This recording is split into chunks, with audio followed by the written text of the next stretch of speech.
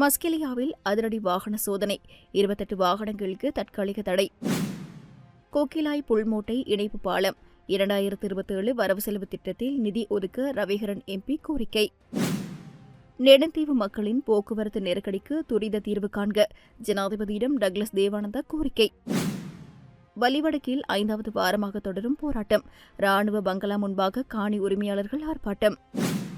பருத்தித்துறை நகரசபையில் சலசலப்பு, நகர பிதாவுக்கு எதிராக உறுப்பினர் சரமாரி குற்றச்சாட்டு. மனித நுகர்வுக்கு பொருத்தமற்ற தேங்காய் எண்ணெய் விற்பனை, வர்த்தகருக்கு 40,000 ரூபாய் அபராதம்.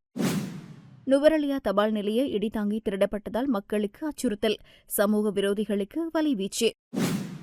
அம்பாறை புதிய நகரசபை கட்டிடத்துக்கு ஜனாதிபதி அடிக்கல், தேவையற்ற அரசு நிறுவனங்களை மூட நடவடிக்கை. துர்கா லட்சுமி வீடியோ கால் ஜோதிடம். எந்த பிரச்சனையாக இருந்தாலும் வீடியோ கால் மூலம் சரி செய்யப்படும். அனைத்து பிரச்சனைகளுக்கும் 11 நாட்களில் தீர்வு. நுவரெலியா மாவட்டத்தின் மஸ்கெலியா பகுதியில் நேற்று தகுதியற்ற நிலையில் இயக்கப்பட்ட 28 வாகனங்களின் போக்குவரத்து அனுமதி தற்காலிகமாக ரத்து செய்யப்பட்டுள்ளது. மஸ்கெலியா ஸ்ரீபாத வீதி, ஹட்டன் வீதி மற்றும் சாமிமலை வீதி உள்ளிட்ட முக்கிய பகுதிகளில் மோட்டார் வாகன பரிசோதகர்கள் மற்றும் காவல்துறையினர் இணைந்து இந்த அதிரடி கூட்டு சோதனையை மேற்கொண்டனர். இதன்போது தனியார் பேருந்துகள், முச்சக்கர வண்டிகள் என மொத்தம் 40 வாகனங்கள் தீவிர சோதனைக்கு உட்படுத்தப்பட்டன. இந்த சோதனையின் போது வாகனங்களின் அசல் கட்டமைப்பு சட்டவிரோதமாக மாற்றி அமைத்திருந்தமை, ஆபத்தான கூடுதல் பாகங்களை பொருத்தியிருந்தமை மற்றும் பிரேக் கட்டமைப்பு முறையாக இயங்காதது கண்டறியப்பட்டது. இதனையடுத்து விதிகளுக்கு புறம்பாக இயங்கிய 28 வாகனங்களுக்கு 30 நாட்களுக்கு தற்காலிக தடை விதிக்கப்பட்டுள்ளதுடன் அவற்றின் வருமான வரி அனுமதி பத்திரங்களும் அதிகாரிகளால் பறிமுதல் செய்யப்பட்டுள்ளன. தடை விதிக்கப்பட்டுள்ள வாகனங்கள் அடுத்த 30 நாட்களுக்குள் முழுமையாக பழுது பார்க்கப்பட்டு மீண்டும் பரிசோதனைக்கு உட்படுத்தப்பட வேண்டும். இந்த உத்தரவை மீறி வாகனங்கள் இயக்கினால் உரிமையாளர்களுக்கு எதிராக கடும் சட்ட நடவடிக்கை எடுக்கப்படும். மேலும் வாகனங்களில் பொருத்தப்பட்டுள்ள ஆபத்தான மேலதிக அலங்காரங்களை உடனடியாக அகற்றுமாறும் சாரதிகளுக்கு அதிகாரிகள் இதன்போது கடுமையான அறிவுறுத்தல்களை வழங்கியுள்ளனர். முல்லைத்தீவு மற்றும் திருகோணமலை மாவட்டங்களை இணைக்கும் வரலாற்று முக்கியத்துவம் வாய்ந்த கோக்கிலாய் புல்மோட்டை இணைப்பு பாலத்தை அமைப்பதற்கு 2027 ஆண்டு வரவு செலவு திட்டத்தில் நிதி ஒதுக்கீடு செய்யுமாறு கோரிக்கை விடுக்கப்பட்டுள்ளது. போக்குவரத்து, நெடுஞ்சாலைகள் மற்றும் நகர அபிவிருத்தி அமைச்சின் ஆலோசனைக் குழு கூட்டத்தில் வன்னி மாவட்ட நாடாளுமன்ற உறுப்பினர் துரைராச ரவிகரன் இந்த கோரிக்கையை அமைச்சர் பிமல் ரத்நாயக்கவிடம் முன்வைத்தார். இதற்கு பதிலளித்த அமைச்சர் வரும் வரவு செலவு திட்டத்துக்குள் இப்பாலம் அமைப்பது தொடர்பாக ஆரோக்கியமான முடிவுகள் எடுக்கப்படும் என உறுதியளித்துள்ளார். இவ்விடயம் குறித்து ஊடகங்களுக்கு கருத்து தெரிவித்த நாடாளுமன்ற உறுப்பினர் ரவிகரன் இந்த பாலத்தை அமைப்பதற்காக கடந்த 2025 ஆண்டு முதல் தாம் தொடர்ச்சியான முயற்சிகளை மேற்கொண்டு வருவதாக குறிப்பிட்டார். இதன் பயனாக 2026 ஆண்டு வரவு செலவு திட்டத்தில் சாத்தியவள ஆய்வுகளுக்காக நிதி ஒதுக்கப்பட்டு வீதி அபிவிருத்தி அதிகார சபையினரால் இந்த ஆய்வறிக்கை தற்போது அமைச்சுக்கு அனுப்பி வைக்கப்பட்டுள்ளதாக அவர் சுட்டிக்காட்டினார். ஏற்கனவே திட்டமிட்டபடி சாத்தியவள அறிக்கை கிடைத்துள்ளதால் வரும் 2027 வரவு செலவு திட்டத்தில் நிதி ஒதுக்கீட்டை மேற்கொள்ளுமாறு அமைச்சரிடம் வலியுறுத்தினேன். அவரும் அதிகாரிகளுடன் ஆலோசித்து சாதகமான பதிலை வழங்கியுள்ளார். இரு மாவட்ட மக்களின் நீண்டகால கனவான இப்பாலம் அமைய ஒத்துழைக்கும் அனைவருக்கும் நன்றிகள். அமைச்சின் இத்தகைய சாதகமான அறிவிப்புக்காக அமைச்சர் பிமல் ரத்நாயக்க, முல்லைத்தீவு மாவட்ட அபிவிருத்தி ஒருங்கிணைப்பு குழு தலைவர் உபாலி சமரசிங்க மற்றும் நாடாளுமன்ற உறுப்பினர் மயில் வாகனம் ஜெகதீஸ்வரன் ஆகியோருக்கு ரவிகரன் எம்பி தனது நன்றியினை தெரிவித்திருந்தார். நெடுந்தீவு மக்களின் கடல் போக்குவரத்து சேவையில் ஏற்பட்டுள்ள கடுமையான நெருக்கடிகளுக்கு ஜனாதிபதி அனுரகுமார திசாநாயக்க துரித தீர்வை வழங்க வேண்டும் என ஈழமக்கள் ஜனநாயக கட்சியின் செயலாளர் நாயகம் டக்ளஸ் தேவானந்தா கோரிக்கை விடுத்துள்ளார். நெடுந்தீவு மக்களுக்கான பிரதான போக்குவரத்து சேவையில் ஈடுபடும் குமுதினி, வடதாரகை மற்றும் நெடுந்தாரகை ஆகிய 3 படகுகளும் தற்போது பழுதடைந்துள்ளதால் மக்களின் நாளாந்து இயல்பு வாழ்க்கை கடுமையாக பாதிக்கப்பட்டுள்ளதாக அவர் சுட்டிக்காட்டியுள்ளார். இதுகுறித்து மேலும் கருத்து தெரிவித்த டக்ளஸ் தேவானந்தா, வீதி அபிவிருத்தி அதிகார சபையினால் முன்னெடுக்கப்பட்டு வரும் இந்த இலவச போக்குவரத்து சேவை தற்போது முற்றிலும் முடங்கியுள்ளதாக தெரிவித்தார். மக்களின் இந்த அவசர தேவையை நிவர்த்தி செய்ய தற்காலிகமாக கடற்பயண ஆற்றல் கொண்ட படகொன்றை வாடகைக்கு அமர்த்தி சேவையை முன்னெடுக்குமாறு அவர் ஜனாதிபதியை கேட்டுக் கொண்டுள்ளார். நெடுந்தீவு மக்களின் கடல் போக்குவரத்து பிரச்சினை குறித்து எனக்கு நாளாந்தம் தொலைபேசி அழைப்புகள் வருகின்றன. எமது ஆட்சிக் காலத்திலும் இவ்வாறான பிரச்சினைகள் வந்தபோது நாம் உடனடியாக மாற்று வழிகளை ஏற்படுத்திக் கொடுத்தோம். தற்போது கூட்டுறவு சங்கத்தின் தேவாரதம் படகும் பழுதடைந்துள்ளது. எனவே தேசிய கூட்டுறவு சபையூடாக கடனுதவி வழங்கி தீவக கூட்டுறவு சங்கங்களை பலப்படுத்த ஜனாதிபதி நடவடிக்கை எடுக்க வேண்டும். நிகழ்கால மற்றும் எதிர்கால விலைவாசி உயர்வுகளிலிருந்து தீவக மக்களை பாதுகாக்கவும் தடையின்றி உணவுப் பொருட்களை கொண்டு சேர்க்கவும் தீவக கூட்டுறவு சங்கங்களுக்கு இலகு கடன் திட்டங்களை வழங்க தேசிய கூட்டுறவு சபையுடன் ஜனாதிபதி கலந்துரையாட வேண்டும் என அவர் இதன்போது வலியுறுத்தியுள்ளார். யாழ்ப்பாணம் வலிவடக்கு பகுதியில் உயர் பாதுகாப்பு வலயமாக உள்ள தமது சொந்த காணிகளை உடனடியாக விடுவிக்க கோரி காணி உரிமையாளர்கள் 5வது வாரமாக தொடர் போராட்டத்தை முன்னெடுத்துள்ளனர்.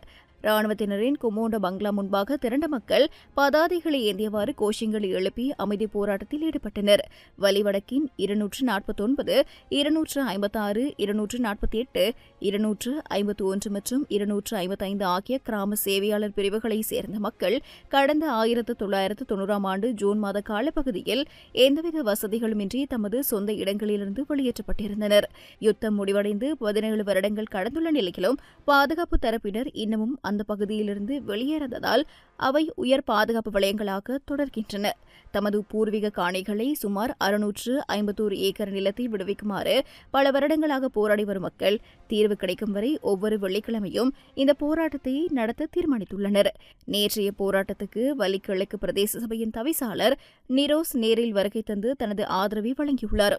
எதிர்வரும் 25ஆம் தேதி முதல் வெசாக் தினம் வரை எமது பகுதி முழுவதும் கருப்பு கொடிகளை பறக்கவிட்டு பாரிய அளவிலான போராட்டத்தை முன்னெடுக்க திட்டமிட்டுள்ளோம். எமது சொந்த நிலத்துக்கான இந்த நீதியான போராட்டத்தில் கலந்து கொள்ளுமாறு அனைத்து அரசியல்வாதிகள், அரசு நிர்வாக உத்தியோகத்தர்கள் மற்றும் பொதுமக்களுக்கு பகிரங்க அழைப்பு விடுக்கின்றோம். தமது வாழ்வாதார நிலங்களையும் தலைமுறையாக வாழ்ந்த வீடுகளையும் மீட்கும் வரை இந்த அறப்போராட்டம் ஓயாது என போராட்டக் குழுவினர் உறுதியுடன் தெரிவித்துள்ளனர். பருத்தித்துறை நகரசபை தலைவருக்கு எதிராக சபை உறுப்பினர் திருஞான சம்பந்தர் சந்திரசேகர் 2 குற்றச்சாட்டுகளை முன்வைத்துள்ளார். நேற்று முன்தினம் பருத்தித்துறை நகரசபை மாதாந்த அமர்வு நிறைவுற்றதன் பின்னர் ஊடகங்களுக்கு கருத்து தெரிவிக்கும் போது அவர் இந்த குற்றச்சாட்டை முன்வைத்துள்ளார். இதன்போது கடந்த சபை கூட்டத்தின் போது கணக்காய்வாளர் ஒருவருக்கு எதிராக தான் கருத்து தெரிவித்ததாக அவர் தெரிவித்துள்ளார்.